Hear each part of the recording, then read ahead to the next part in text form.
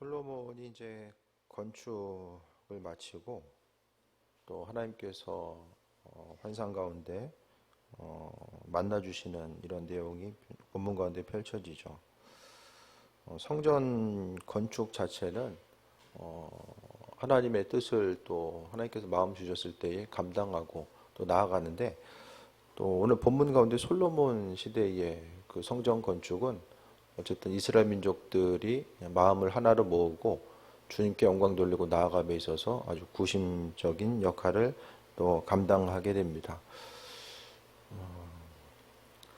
어쨌든 성전 건축, 그래도 죽기 전에 한 번은 다들 해봐야 되는데, 그죠? 주님께서. 근데 건축 부분 자체도 어쨌든 하나님이 원하시면, 지금 이제 예성교회가 계속 좀 리모델링을 계속 하고 있는데요. 그래서 어쨌든 뭐 공간만 있으면 돈이 얼마가 된대 열심히 하면 되잖아요.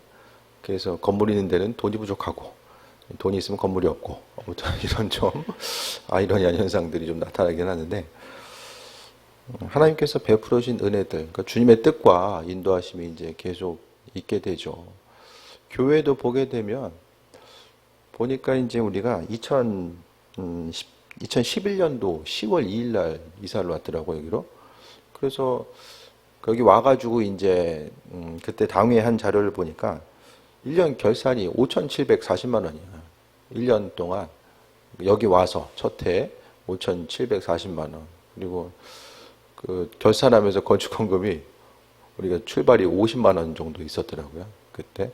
그러니까 이전에서 또 이렇게 보증금하고 뭐 이것저것 하면서 이제 출발 자체가 이제 50만 원 정도 가지고 이제 출발했고, 또 이제 10년 이렇게 오면서 하나님께서 교회 가운데서 또 많은 것 또 베풀어 주셨고, 또 은혜 가운데 함께 할 수 있도록 많이 주신 것 같아요. 그래서 지금까지 오면서 또 필요한 것들 하나님이 또 하나님 방법대로 약속대로 주셨고, 또 이제 교회가 재정적으로 이제 성장을 많이 한 게 또 코로나 기간 동안. 근데 보니까 코로나 기간이요, 교회가 조금 이제 선교원금 쪽으로 좀 어느 정도 좀 점프한 시간이 그 시간이더라고요. 코로나 즈음에서 선교에 적도 좀 중심을 둬야 되겠다. 그래서 선교원금을 좀 증액해서 나간 거. 지금까지 보니까 교회 선교도 한 2천만 원 정도 올해 선교비로 사용을 했고요.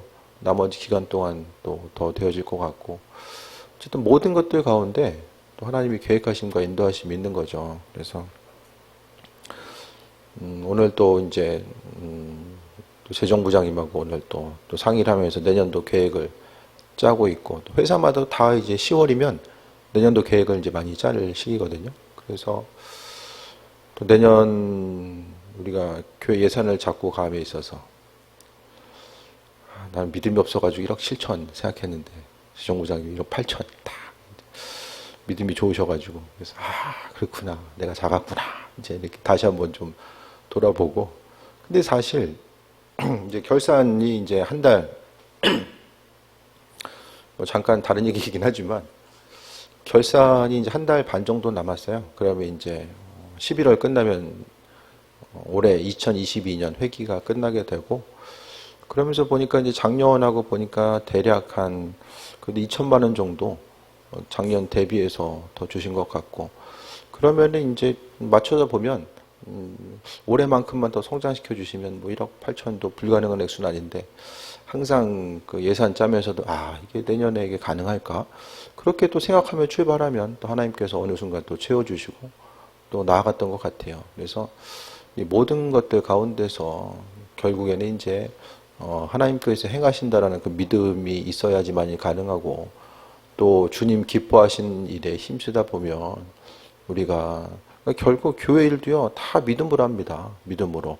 그래서 믿음으로 행하다 보면 또 사람들이 보기에 좀 뜬금없어 보이는 거 아니냐 이렇게 생각할지 모르겠지만, 사실 교회 처음에 이제 여기 왔을 때가 결산이 5,500이면 그 월세가 우리가 40만 원에다가 10만 원 증액해가지고 50만 원 한두 달인가 된고 이제 이쪽으로 온 것 같거든요. 몇 달 안 냈어요. 그러면은 5,500 중에서 이제 한 1,500이 월세만 거의 이제 이렇게 내야 되는 상황이면은 3천만 원 가지고 이제 살림살이하고 또 그 다음에 예 보면은 또 옆에 이제 건물 얻어서 옆에 건 얻어가지고 이제 공사하고 이 모든 과정들 보면 별로 이렇게 할만해서 이전하고 움직이고 했던 것 같지는 않아요. 결국 하나님께서 은혜 베풀어 주시고 함께 하시는 그런 과정들이 있었고 또 솔로몬 성전이 지어지는 것도요. 그 백성들이 최선을 다했거든요. 근데 금액 자체가 무시 못할 금액입니다. 제가 생각하기에는 솔로몬 성전은 지금으로 따지면은 아마 면적당 금액을 생각하면 지구에서 가장 비싼 건축물이 솔로몬 성전일 거예요. 예. 그만큼 이스라엘 민족들이 최선을 다해서 자원이 없었잖아요. 그래서 큰 돌을 굴려오고 나무 수입해오고 이런 전체적인 과정을 봤을 때 그들은 최선을 다해서 성전을 건축하고 나아가는 과정들이 있었죠. 그래서 교회를 또 감당할 때도 솔로몬도 솔로몬 그냥 있는 거 많아가지고 그냥 알아서 했구나. 그게 아니라 솔로몬도 건축하고 나서 나름대로 좀 출혈이 있었어요. 하나님께 성전을 구별해서 건축하고 나서 나름대로 이렇게 감당해야 될 몫이 있었거든요. 그냥 아버지가 다 해놓고 솔로몬은 그냥 행했다. 물론 그러면서 더해서 아버지 다윗이 준비한 것만큼 그만큼 아니더라도 어느 정도 나름대로의 이 건축이라는 게 뭐 크든 작든지 간에 거기 마음을 쏟아야 되고 하나님 보시기에 합한 것으로 나아가야 되는 이런 과정들이 분명하게 그 안에 존재했음을 보게 됩니다. 그래서 이제 교회가 내년 또 후년을 준비하고 나아감에 있어서 좀 하나님께서 어떻게 행하실지에 대한 기대함과 소망함이 있어져야 되고요. 솔로몬이 또 건축 이후에 주님께서 은혜로 많이 베풀어 주셨던 것처럼 주의 일에 대해서 힘쓰고 또 거기에 마음이 중심 두고 나아가는 그 과정 가운데서 하나님의 온전한 약속이 있고 그것을 통해서 우리 또한 사용하시고 이 기대함과 소망 가운데 나아가는 것이 무엇보다 중요하지 않을까 생각하고요. 그 다음에 이제 뭐 예산이 2천만 원이 들어가는 거 저는 그냥 돈 많은 누군가가 와가지고 헌금하는 것보다 그래도 교인들이 좀 잘 돼서 교인들이 먼저 복을 누리고 그 다음에 이제 교회가 같이 성장하는 것이 가장 바람직한 모습이 아닌가 좀 생각을 하거든요. 그래서 무엇보다도 하나님 기뻐하신 일들을 온전히 행하고 또 그 다음에는 그분께 맡겨드리는 거죠. 예, 주님 기뻐하신 일이 뭘까? 내 삶을 통해서 가정과 사업체를 통해서 주님 원하신 일들이 뭘까를 생각하고 돌아보다 나아가다 보면 하나님께서 우리가 할 수 있는 것보다 더 많은 것들을 이루시고 또 함께 하시는 거죠. 그래서 교회가 이제 2011년이면은 교회 성장기는 완전히 지났다라고 많은 사람들이 이야기하는 그때였거든요. 그래서 제가 가끔 말씀드리지만 인천에서도 이 미자립으로 있다가 자립교회로 간 예가 별로 많지 않아요. 구월동에서는 제가 몇 년 전에도 비슷한 얘기 드렸잖아요. 5년 전에도 말씀드렸던 것 같은데 저희 지방만 하더라도 자립교회가 미자립에 있다가 자립한 교회가 없어요. 저희가 이게 마지막이에요. 저 오고 나서도 그렇고 제가 9월 지방에 거의 뭐 전도사 때부터 하면 20년 있었거든요. 얘가 없어요. 얘가 없어요. 그러니까 어쨌든 교회가 하나님께서 광역교회를 향해서 많은 은혜를 베풀어 주시고 또 이제는 좀 많은 부분 섬길 수 있는 자리로 붙들어 주신 것은 또 감당하게끔 하시기 위해서 또 하나님의 방법대로 부어주시고 또 함께 하시는 거. 우리가 매년 주시는 거 보면 좀 이해가 안 되잖아요. 예. 많은 부분 뭐 인원 숫자가 폭발적으로 늘어가지고 그만큼 더 감당해 나아가는 그런 것도 아닌데 어쨌든 하나님이 그래도 한 가정 한 가정 은혜 더하시고 함께 하셔서 여기까지 오게 하셨고 또 솔로몬을 향해서 약속하셨던 하나님은 주님의 충성된 일꾼들에게 은혜 더하셔서 그 일들을 감당하게 하실 텐데 우리가 이제 기쁨과 소망함 가지고 하나님이 나와 함께 하시고 은혜 베풀어 주셔서 교회의 부흥도 선교의 사명 감당함을 나를 통해서 우리 가정을 통해서 하나님께서 이루신다라는 그것만 확고히 갖고 가면 하나님께서 나를 축복하실 수밖에 없잖아요. 그러니까 그것에 대한 기대함과 소망함이 먼저 우리의 삶의 여정 가운데 좀 가득하기를 바랍니다. 솔로몬이 성전 건축을 마친 후에 하나님께서 만나주셨어요. 다시 솔로몬에게 만나주셔서 이제 확고하게 이제 첫 번째 언약은 지혜에 대해서 듣는 마음을 주셨고 두 번째 다시 만나 주셨어요. 그래서 하나님께서 3절에 내가 건축한 이 성전을 거룩하게 구별하여 내 이름을 영원히 그곳에 두며 내 눈길과 마음이 항상 거기에 있으리라. 하나님께서 은혜와 축복의 말씀을 주시고 있죠. 그래서 첫 번째가 이제 하나님께서 그 성전을 향해서 항상 주목하시는 거예요. 그래서 성전에 나와서 기도하는 이들을 주목하고 계시다가 그 기도 제목에 대해서 들으시고 응답하시는 거. 그러니까 성경에서의 가장 큰 제목은요, 그 축복은 하나님이 함께 하시는 은혜이고 복입니다. 아무리 많은 거 다 가져도 이 잠언이나 전도서나 인생의 허무함 아무리 노력해도 누리는 것은 다른 사람이 누릴 수가 있거든요. 그러니까 하나님께서 우리에게 허락하신 은혜를 생각했을 때에 주님께서 우리 한 사람 한 사람을 살펴보시고 은혜와 충만함으로 또 구별시켜 주신다라는 것에 대해서 이야기합니다. 그러니까 솔로몬이나 다윗이나 주의 일에 또 성전을 위해서 몸된 성전을 위해서 마음의 중심을 두고 나아가고자 했을 때에 하나님의 약속의 말씀이 끊이지 않고 또 온전한 회복의 역사 가운데 나아가는 예들을 우리가 발견하잖아요. 그래서 이 땅을 살아감에 있어서 주를 위해서 충성된 일꾼으로서 쓰임받고자 한 것, 우리가 때로는 정말 우리가 쓰기에도 부족한 것들, 또 우리가 누리기에도 부족한 시간들을 주를 위해서 헌신하고 수고하는 모든 예들이 있잖아요. 그것들 가운데 하나님께서는 그냥 마땅하고 당연한 것을 여기지 아니하시고 하나님의 방법대로 기억하시고 은혜와 충만함으로 함께 하신다라는 것에 대해서 또 이야기합니다. 그래서 뭐 기복 신앙이냐, 뭐 믿는 대로 다 되냐, 그것에 대해서 이제 뭐 이야기하는 사람도 있지만 성경은 철저하게 믿음의 영역입니다. 그 믿음의 영역이 그 성경이라고 하는 진리의 말씀 체계를 벗어나지 않으면은 그 틀 가운데서 우리가 믿음으로 나아가야 되고요. 그 믿음을 통해서 하나님의 이끄심과 인도하심을 바라봐야 됩니다. 그래서 교회 공동체 가운데 우리가 잊지 말아야 될 것은 하나님의 눈길과 마음이 항상 그곳에 있는 것. 이게 가장 큰 축복이에요. 아버지의 눈길과 마음이 항상 그곳에 있다라는 거. 그거보다 더 영광스러운 곳이 어디 있겠습니까? 그래서 교회는요, 항상 하나님의 함께 하심에 대해서 소망함을 가지고 또 기름 부음의 역사가 이곳에 함께 한다라는 것에 대한 소망함 자체, 그것을 가지고 나가야 됩니다. 그래서 교회가 행복하게 신앙생활할 수 있는 게 정말 인생의 행복이에요.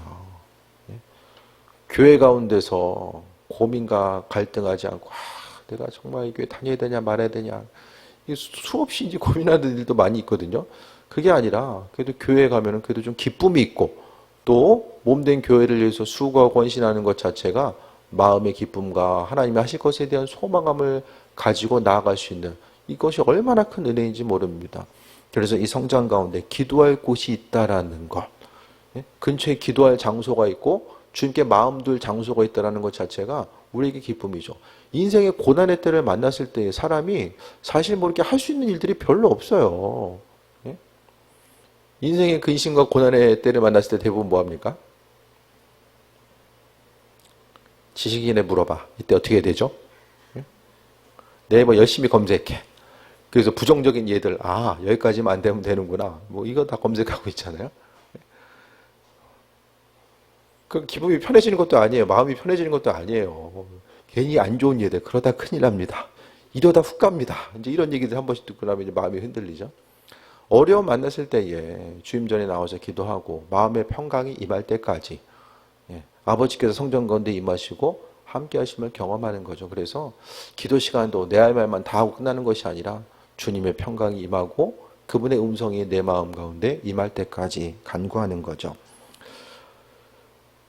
그래서 성전 자체가 주님의 눈길과 마음이 있는 곳, 어떤 외적인 건물이 아니라 교회는 항상 그 성령의 기름 부으심이 있어야 되고 그 은혜 가운데 성전에 보면요, 성전에 이 향이 계속돼 있거든요. 성전에 있는 이 분향단이 있었고 향을 통해서 그 향 가운데 하나님의 임재가 그 안에 함께함을 이제 경험하고 나아간 이런 과정들이 있었습니다. 4절에 내가 만일 내 아버지 다윗 행함같이 내 마음을 온전히 하고 바르게 하여 내 앞에 행하며 내가 내게 명령한 대로 온갖 일에 순종하여 내 법도와 율례를 지키며, 그러니까 마음을 온전히 한다. 오늘 온전하다는 말이 또 4절에 나오네요. 마음의 중심을 하나님 보시기에 온전하게 행하는 것. 그러니까 인생을 삶에서 마음이 완악해져서 삶을 사는 것이 아니라 하나님 말씀 가운데 온전한 삶. 그래서 제가 조금 이제 그 영성에 관한 그런 책을 좀 써야 되겠다 했잖아요. 그 영성을 보면서 이제 그 구약에 있는 이 다윗에 대해서 좀 다윗의 삶을 비춰보아서 이 영성을 좀 풀어보는 게 어떨까? 살짝 이제 좀 기획 단계인데, 그래서 다윗을 보면은 이 시편에 그가 가지고 있는 풍성한 영성이 나오고, 또 다윗은 인생에 있어서의 이 높고 낮음이 분명하거든요. 그가 하나님께 나아가서 묻고자 했을 때, 예를 들어서 이제 다윗이 주님께 솔로몬 골리앗 앞에 나아가고자 했을 때에 또 하나님과 깊은 관계성 가운데 묻고 나아가는 거. 그러니까 하나님께 묻는 신앙을 가졌을 때 그가 실패하지 않아요. 근데 범죄할 때는 묻지 않아요. 밧세바를 향해서 주님, 저 여인을 데려올까요 말까요? 이거 안 물어보잖아요. 사람이 가지고 있는 죄의 본성은 묻지 않아요. 그래서 이거 주님께 묻는 기도를 하는 것이 부담스럽다. 그러면 안 하는 게 나아요. 그것이 이제 인생을 살아가는 한 가지의 또 방법이 될 수 있는 거죠. 묻고자 했을 때에 주님께서 은혜도 하시고 또 함께 하시는데, 그래서 하나님 앞에 바르게 행하고, 또 바르게 행한다는 것이 무엇입니까?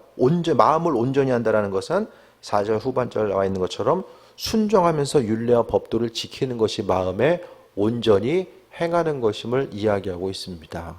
그래서 성전 가운데서 믿음으로 순종하는 삶, 마음에 성전만 지었다고 해서 하나님이 은혜와 축복을 내리겠다라고 말씀하는 것이 아니에요. 성전 지었는데 거기에 움직이고 왔다 갔다 하는 사람들이 불순종하고 하고 싶은 대로 살고 살아가면 그 성전이 있다라고 해서 하나님께서 축복해 주시는 건 절대 아닙니다. 성전 공동체, 하나님의 온전한 그 성전 자체가 주님 보시기에 합한 것으로서 은혜가 있어줘야 돼요. 정말 주님 주시는 온전한 은혜들이 그 안에 풍성하게 있어줘야 됩니다. 그게 아니면 이 교회 공간은 큰데 사람이 없으면은 교회가 거의 빈 공간이 되거든요. 교회가 사람이 없으면 한국교회 대부분의 교회들이 본당은 큰데 부속 건물이 별로 없어요. 그러니까 쓸모가 없는 거예요. 쓸모가. 그래서 교회 공동체가 온전한 교회가 되기 위해서는 하나님을 찬양하고 예배하는 이들, 무엇보다 하나님 말씀에 깊이 순종하는 이들이 모여지고 나아가는 이런 과정들이 무엇보다 선행되어야 됩니다. 그래서 무엇을 하든지 간에 주님 이것을 하는 것이 옳은지 아닌지, 그러면 이 일을 어떻게 감당해야 되는지를 주님의 말씀 앞에 계속해서 비춰보고 나아가야 됩니다. 그래서 솔로몬을 향해서 순종하면, 말씀을 지키면 어떻게 됩니까? 5절에 이스라엘 왕위를 영원히 견고하게 하신다라고 합니다. 왕위가 흔들리지 아니할 수 있도록 하나님의 은혜로 만드시고 함께 하신다라는 것에 대해서 이야기합니다. 그러니까 결국 이 땅에서 기쁨과 평안함, 만족감을 누리는 것에 있어서 핵심은 아주 단순합니다. 말씀에 대한 순종의 유무가 그것에 따라서 우리가 이 땅에서 복을 누리기도 하고 누릴 수 있는 복을 빼앗기기도 하는 이런 이 경계는 바로 말씀에 대한 순종함이 있죠. 금요일에도 전해드렸던 것처럼 하나님이 순종함에 대해서 얼마나 강조하시는가, 말씀 순종을 얼마나 중요하게 여기시는가, 이런 부분들을 우리가 생각했을 때에 성전을 건축한 솔로몬에게 마음속에 교만함 없이 하나님 말씀 앞에 순종함 자체가 바로 은혜와 축복의 모습이고 왕위를 계속해서 지키고 나아갈 수 있는 유일한 방법이라는 것에 대해서 말씀하고 있습니다. 이 땅에서 주를 위해서 최대한 헌신하시고요. 그 다음에 주님께서 누리라고 하시면 그만큼 누리시고, 생각만큼 안 주시네? 그러면 어떻게 합니까? 이자 붙여서 나중에 주실려나 보다. 아주 그냥 단순하게 생각하면 됩니다. 하나님은 절대로 잊지 아니하신 분. 절대로 잊지 아니하는 거. 아니, 어린아이를 향해서 물 한 잔 대접하는 것도 하나님께서 기억하시고 은혜에 더하시잖아요. 낮에도 이제 오전에 성경 공부하면서 제가 김동현 성도님한테 물어봤어요. 애들 이제 가끔 사탕 사주시는데 그거 주님께서 기억하실까요? 안 하실까요? 물어봤거든요. 사람은 기억 안 하지만 하나님은 기억하세요. 작은 것이다라고 할지라도. 그런데 중요한 게 뭐냐면 우리는 뭘 하든 안 하든 그냥 잊어버리잖아요. 주를 향해서 무엇을 헌신하든 안 하든 다 잊어버리는데 하나님은 기억하신다라는 거예요. 그래서 하나님께서 허락하신 소중한 것들, 내가 나를 위해서 사용하든 주를 위해 사용하든 어차피 시간은 지나가요. 시간은 다 지나갑니다. 그런데 주께서는 주의 이름을 위해서 사용한 것들을 하나님 기억하시는데 내가 내 이름 위해서 사용한 것은 기억남이 없는 거죠. 그냥 한 세상 살다가 그냥 지워지는 거예요. 하나님 말씀 앞에 순종하면서 나아가는 거, 수고하고 헌신하는 거, 또 시간을 사용하든 물질을 사용하든 그것을 어떻게 사용해야 되는지에 대해서 하나님께 물어봐야 돼요. 묻고 답을 얻고 인도하심 받아서 삶을 살아가야 됩니다. 만약에 반대 예가 나오거든요. 이게 이제 앞에 것까지 당근이에요, 당근. 그 다음부터는 채찍이 나와요. 6절에 만일 너희나 너희 자손이 아주 돌아서서 나를 따르지 아니하며 내가 너희 앞에 둔 나의 계명과 법도를 지키지 아니하고 가서 다른 신을 섬겨 그것을 경배하면 우상 숭배가 또 나오죠. 우상 숭배하면 어떻습니까? 말씀 따르지 않는 것이 이제 우상 숭배. 말씀 따르지 않는 것이 우상 숭배이고 또 다른 신을 섬기는 게 우상 숭배예요. 그렇게 됐을 때에 7절에 내가 이스라엘을 내가 그들에게 준 땅에서 끊어버릴 것이요 내 이름을 위하여 내가 거룩하게 구별한 성전이라도 내 앞에서 던져버리리니. 그러니까 불순종하면은 약속이 다 단절돼요. 하나님께서 이스라엘 민족들에게 약속 주신다라고 했잖아요. 그 약속의 땅을 빼앗기는 거예요. 이스라엘 민족들이 더 이상 거기 살 수 없어요. 불순종했기 때문에 그 땅에 살 수도 없고 성전, 솔로몬 성전, 이 성전이 7년 걸렸나요? 그 왕궁 건립하는데 10년이 넘게 걸리고요. 그렇게 이제 그 나중에는 성전 짓다가 솔로몬 재정적인 압박이 와요. 그래서 그 영토를 조금 내어주는 모습 또한 나오잖아요. 그러니까 이런 과정들이 그만큼 열심을 다해서 전심으로 하나님께 성전을 구별해 드리는 하나님이 던져버린다. 그러니까 불순종 앞에서는요, 눈에 보이는 아무리 화려하고 또 좋아 보이는 것들, 명분 있는 것들도요, 그 교회 공동체가 아무리 뭐 화려하고 선한 일을 많이 한다고 할지라도 그 구성원 자체의 마음의 중심 자체가 온전치 못하면 불순종으로 채워져 있으면 어떻게 됩니까? 하나님이 다 던져버린다. 뿐만 아니라 성전이 높을지라도 성전이 오히려 비웃음거리가 되고 또 그 성전 자체가 하나님의 축복과 임재의 상징이 아니라 비웃음의 상징. 야, 성전 왜 저렇게 무너졌지? 주변 사람들이 보면 불순종해서 저렇게 됐다. 오히려 비웃음의 대상이 될 것이다라고 말씀하고 있습니다. 결국요, 은혜 가운데 드려지는 예배는 예배자들이 말씀 앞에 순종하고 모여서 그 마음을 주께 드리기로 마음 먹고 헌신했을 때에 그 온전한 예배가 이루어진다라는 거예요. 결국 아무리 뭐 시스템이 좋고 그냥 전문성을 가지고 하나님께 찬양하고 예배한다라고 할지라도 그 마음의 중심이 하나님 보시기에 합한 것이 아니면 결국에는 주님께서 받지 않으신다라는 거예요. 겉으로 보기에는 사람이 구별할 수가 없어요. 다 그냥 다 주님께 찬양하고 예배하고 선한 것을 말씀을 순종하는 것 같은데 하나님은 마음의 중심을 보신다라는 거예요. 그래서 우리가 항상 세상 가운데 고생하지 아니할 수 있는 방법을 하나님 의식하면서 사는 거예요.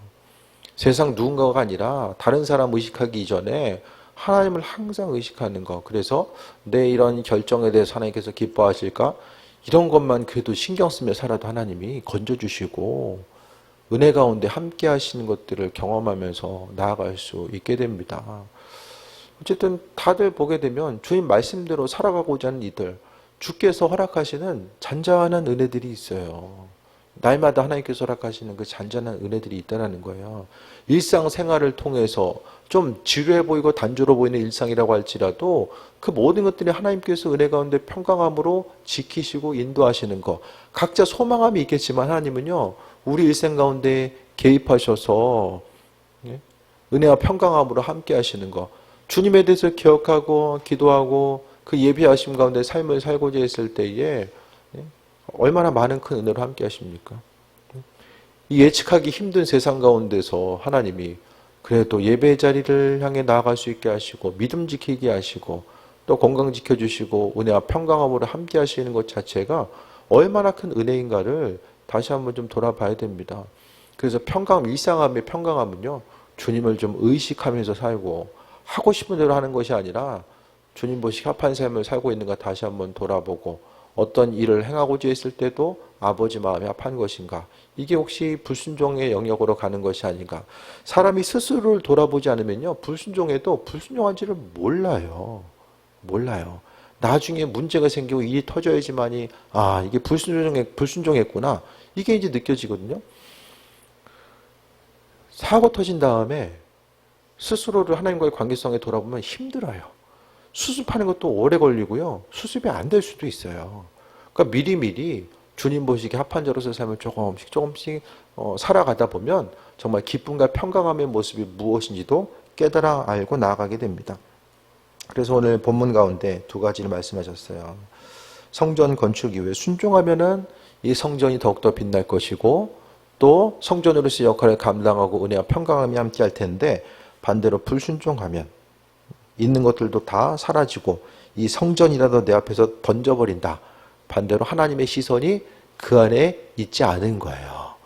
성전인데 하나님이 그 안에 계시지 않고 마음의 중심을 하나님 쳐다보지 않으면은 사람들이 아무리 가가지고 그곳이 이제 뭐 예배 저소입니다 해도 주님의 임재가 떠나가면은 이제 끝난 거예요. 교회마다 주님의 임재함이 있는 교회가 있고 없는 교회가 나눠집니다. 성령의 인도하심 가운데 임재가 있는 교회. 기도뿐만 아니라 뭐 기도 많이 하면 임재가 있고 뭐 안 하면 없고 그 차원보다는 교회 구성원들이 하나님 말씀을 소중하게 여기고 그 말씀 앞에 두렵고 떨림으로 서고자 하고 그 말씀이 온전히 우리의 삶의 정관에 역사하신다라는 그 사실에 대해서 기억하는 귀한 삶을 사는 구성원들이 주님의 말씀 앞에 순종하는 삶을 살고자 하면 그 교회 공동체는 하나님의 임재가 있고 그분의 말씀하심과 예배하심이 더욱더 풍성해지는데, 결국 말씀에 순종하지 않는다는 것은 하나님을 향한 믿음과 또 그분에 대한 소망과 기대함이 없는 거예요. 기대함이 없는 것을 이야기합니다. 그래서 믿음 생활은요, 그러니까 목회를 하든 뭐 평신도로 섬기든 신앙생활 어떻게 하든지 간에 항상 말씀드리잖아요. 이 기대함이 없으면은 참 신앙생활을 할 수가 없어요. 주를 향한 기대함과 소망함이 끊어지면 할 수가 없어요. 그래서 우리가 그 기대함과 소망함은 말씀 순종함으로부터 출발하고요. 우리도 다 각각의 이제 처소 가운데서 어려움이 있고 또 환란이 있다라고 할지라도 여전히 주님 앞에 나와서 예배할 수 있는 것은 소망함이 있기 때문이잖아요. 그 소망함. 그래서 사단은 그 소망함 흔들기 위해서 눈에 보이는 환경 가지고 계속 어려움 주지만 우리는 그 환경 때문에 주를 향한 믿음과 소망함이 끊어지거나 깨어지지 아니할 수 있도록 계속해서 마음에 중심을 두어야만 합니다. 그래서 하나님의 약속, 말씀에 대한 순종함에 대한 하나님의 약속, 불순종함이 있으면 순종의 자리로 나아가야 되고요. 또 주님 마음에 합한 자로서 순종하고 있으면 그 다음부터는 하나님의 일하심을 아주 기대함을 가지고 보는 거예요. 주님이 하실 것에 대한 소망함을 가지고 보는 거예요.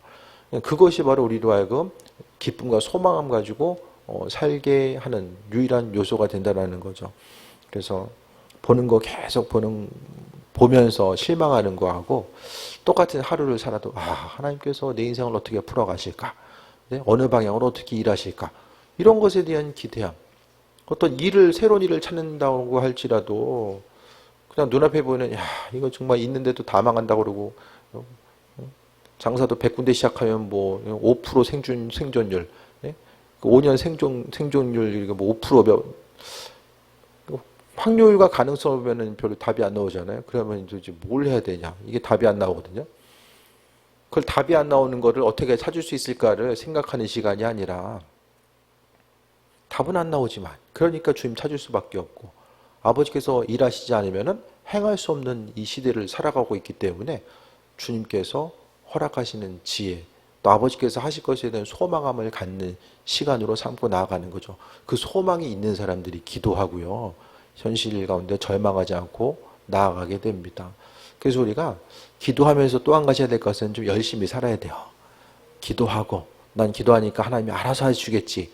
알아서 사람 만나게 해주시고 그것도 있겠지만 성경은 찾고 두드릴 것에 대해서 이야기하지 않으며 구하고 찾고 두드리는 거, 그것까지는 우리가 열심히 해야 됩니다. 나머지는 내 능력 바뀌잖아요. 주께서 하실 것에 대한 소망 가지고 기다리고 나아가는 거예요. 될 만해서 할 만해서 되는 예들이 뭐 얼마나 있겠습니까? 현실 가운데 봤을 때 할 만하고 될 만한 일들이 우리 인생 가운데 얼마나 있어요. 교회도 이 시대 가운데 한국교회가 부흥을 얘기한다는 것 자체가, 성장을 이야기하는 것 자체가 이게 가능성이 있는 얘기입니까? 이 힘든 얘기예요. 현실을 바라보면 될 만한 거, 가능할 만한 것들이 뭐가 있겠습니까? 주를 향한 기대함과 소망함. 그래도 하나님께서 교회 가운데서 은혜 베푸시고 함께 하신 거, 지금까지 쭉 이제 어쨌든 제가 교회 온 게 이제 2003년도니까 그때부터 교회가 이제 조금씩 보게 되면 하나님의 방법대로 계속해서 일해 오셨고, 그냥 필요할 때마다 이 모양 저 모양으로 세우시고 함께 하셨고, 또 감당할 수 있는 은혜 주시고, 필요하면 필요한 대로 주시고, 있어야 될 것들, 필요한 것들 하나님께서 하나님의 방법대로 다 행하게 하신 것들을 바라보게 됩니다. 목회하면서 돈이 없어 못한 거는 교회 옮긴 거, 모동의 그거 빼고는 제가 말씀드리잖아요. 다 하나님께서 하게 하신 거. 근데 그 부분까지라도 아버지의 때와 인도하심이 있다.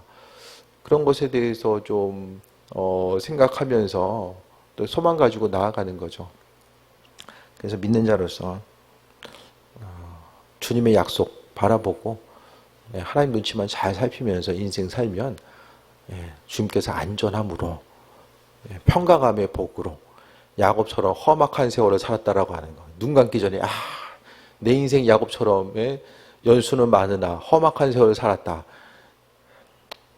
좀 드라마틱한 은혜도 있지만은 힘들잖아요. 날마다 삶을 통해서 하나님을 경험하는 거. 문제 생기고 해결된 가운데 하나님 일을 경험하려면 이 마음도 이게 좀 조마조마하고 어려울 때 있거든요. 일상 평강함 가운데서 하나님의 은혜를 좀 경험하고 또 조금씩 더 일하시는 하나님의 사랑을 발견하면서 나아가면 더 기쁨이 풍성하지 않을까. 날마다 그냥 죽다 살아나는 그 하나님의 은혜. 물론 큰 은혜를 경험할 수도 있지만 정말 잔잔한 가운데 주님의 은혜를 발견하는 것도 또 다른 은혜가 아닐까 생각을 해보게 됩니다. 그래서 하나님의 약속 신뢰하시고요. 약속 빼앗기지 말고 신뢰하시고, 그 신뢰함을 가지고 말씀을 듣고 적용하려고 했을 때에 그 풍성한 은혜가 더해지고요. 맨날 듣는 소리 그냥 똑같이 한다 생각하면 그 무슨 유익이 있겠습니까? 그래서 우리의 예배 시간은요, 우리의 흔들리는 믿음을 다시 한번 점검하고, 세상 가운데서도 이렇게 기계도 이제 계속 움직이다 보면은 느슨하게 이제 나사도 좀 헐렁해질 때가 있잖아요. 예배 시간마다 와서 우리의 흔들리는 믿음 다시 한번 조이고, 또 하나님의 일하심과 예배하심을 발견하면서 나아가는 거죠. 그래서 삶의 마지막 순간은요, 주님과의 관계성밖에는 없어요. 있던 것들 다 사라진다라는 우리의 끝을 다 알고 있잖아요. 결국 하나님과의 관계성만 남고 주님과의 관계성 가운데 승리하고자 했던 그 부분밖에 남지 않습니다. 지금까지 믿음 가지고 우리가 여기까지 달려왔던 것처럼 앞으로의 삶의 여정 가운데서도 나이가 많든 적든 그것에 대해서 상관없이 하나님과의 관계성 가운데서 이전보다는 이후의 삶이 더 좋아지는 은혜의 역사. 옛날에 좋았는데 지금 왜 이럴까? 이건 별로 재미없잖아요. 그래서 앞으로도 더 소망 가지고 나아갈 수 있는 그 기대함. 그래서 지금까지의 삶의 여정 가운데 연단과 훈련의 시간이었다고 한다면 그 연단과 훈련의 시간도 반드시 끝날 때가 있거든요. 그래서 그 소망함과 기대함 가지시고 또 아버지께 맡겨드리며 주님 눈치 보며 믿음으로 순종하는 삶, 또 기쁨과 평강함을 함께 하시는 주님만 바라볼 수 있는 귀한 삶 되시기를 축원드립니다. 기도하겠습니다. 전능하신 하나님의 사랑에 감사드립니다. 부족한 우리들 불러주시고 또 주의 일에 사용하심에 감사드립니다. 이 땅에서 그리스도 예수 주님의 이름으로 행하는 모든 것들 하나님이 기억하시고 은혜로 함께 하실 줄 믿습니다. 때로는 힘들고 어렵고 버거운 가정 가운데서도 주를 위해 선신하고자 했고 또 그리스도 예수 주님을 위해서 살고자 했던 모든 이들 축복합니다. 아버지 하나님, 우리 인생이 주님께서 공급해 주시는 것들 또 하나님께서 함께 하신 그 은혜로 살고 있음을 기억하게 해주시고 또 지금까지 함께 하셨던 하나님의 은혜가 앞으로의 삶의 여정 가운데서도 은혜와 풍성함으로 함께 하실 줄 믿사오니 아버지 하나님 교회 가운데 임하시고 가정과 또 개인마다 하나님께서 은혜와 충만함과 풍성함으로 날마다 더하여 주옵소서. 아버지의 사랑에 감사드립니다. 예수의 이름으로 기도드립니다. 아멘.